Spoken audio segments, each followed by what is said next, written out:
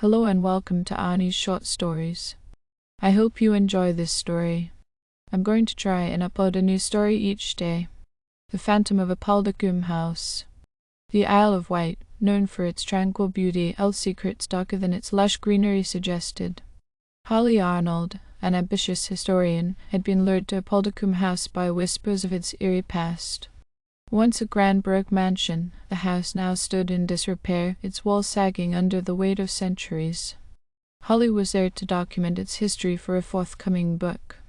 Armed with a notebook, a flashlight, and a skeptical mind, she prepared to spend the weekend within its crumbling confines.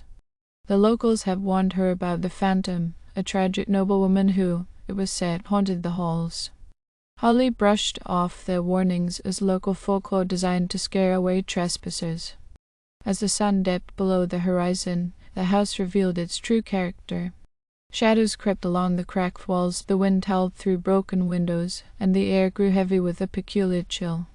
Holly set up her camp in what had once been the grand dining hall, its vaulted ceiling now a latticework of cobwebs. The first encounter.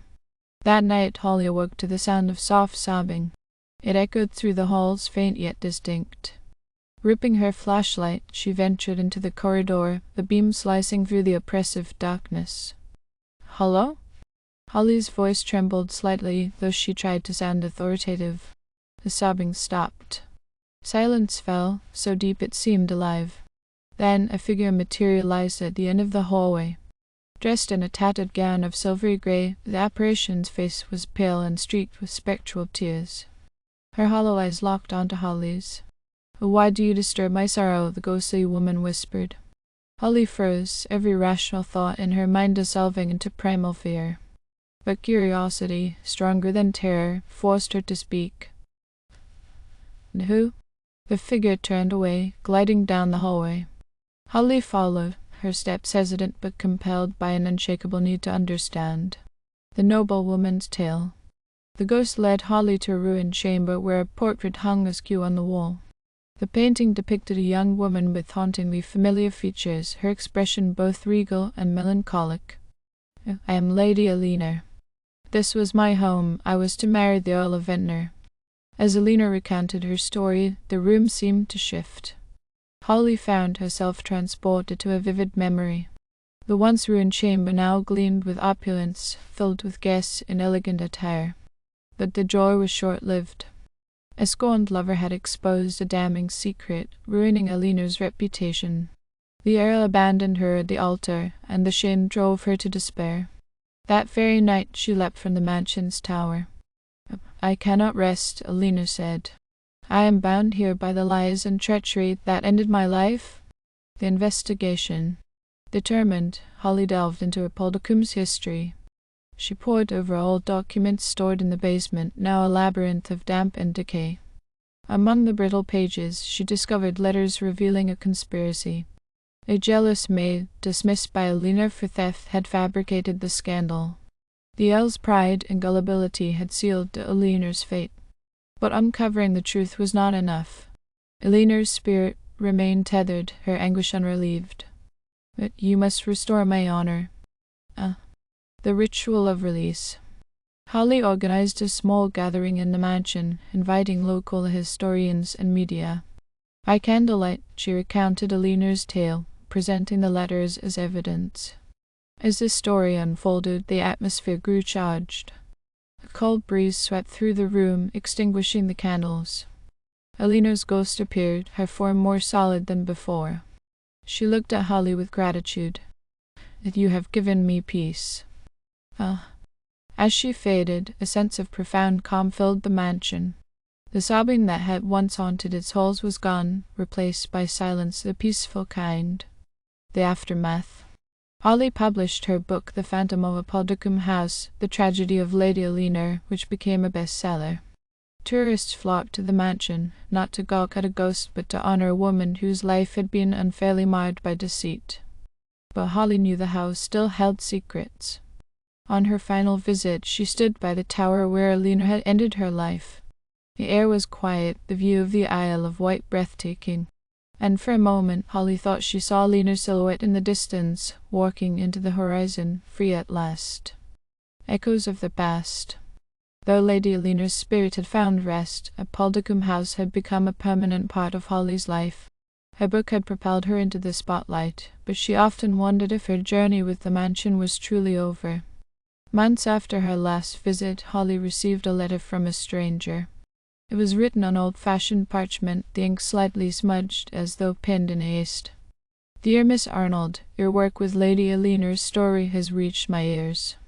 I believe there may be more to uncover within the walls of Appuldurcombe House, particularly about another figure who shared Alina's fate. Please come at once.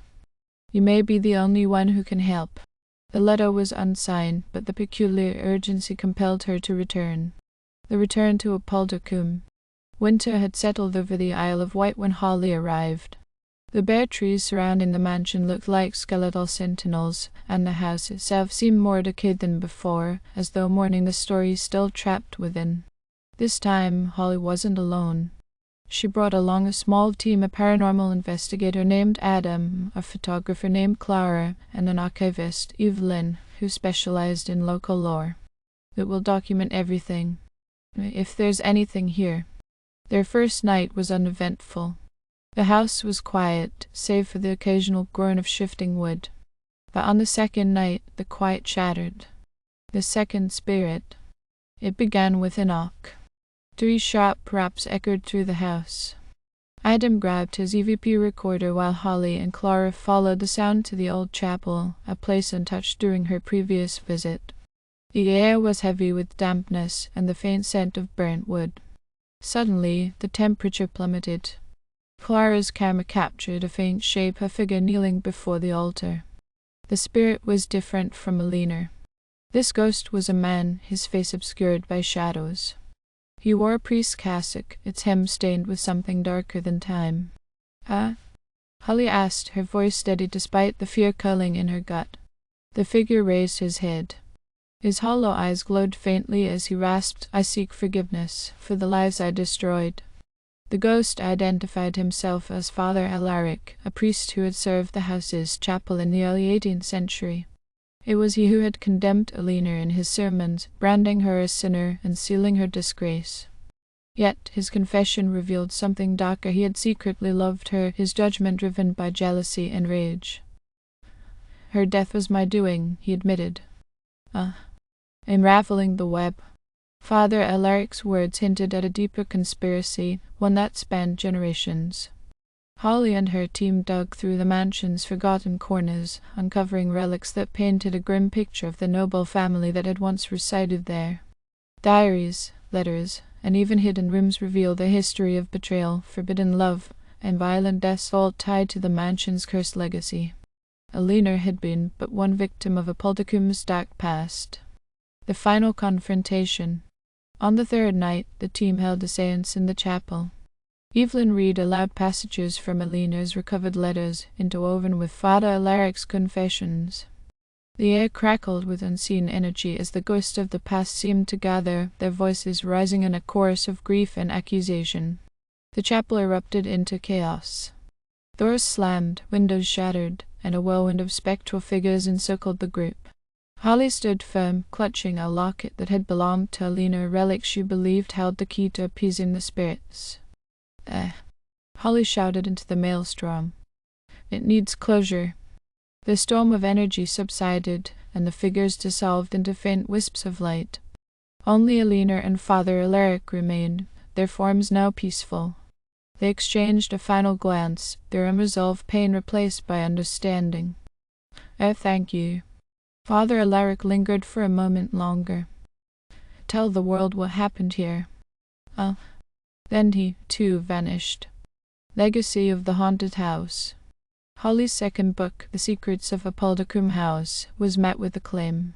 The mansion became a historical site, not for its ghosts but for the cautionary tales of human flaws and redemption it contained. Yet even as Holly moved on, she couldn't shake the feeling that Appuldurcombe House still watched her, its shadows carrying whispers of gratitude and perhaps a warning to those who dared to forget the past. And sometimes, on cold winter nights, she dreamt of Alina standing at the mansion's window, finally at peace but always keeping watch. Thank you for listening. I hope you enjoyed this story. Please don't forget to like, and even better, like and subscribe. Thank you very much, and I hope you have had or have a great day.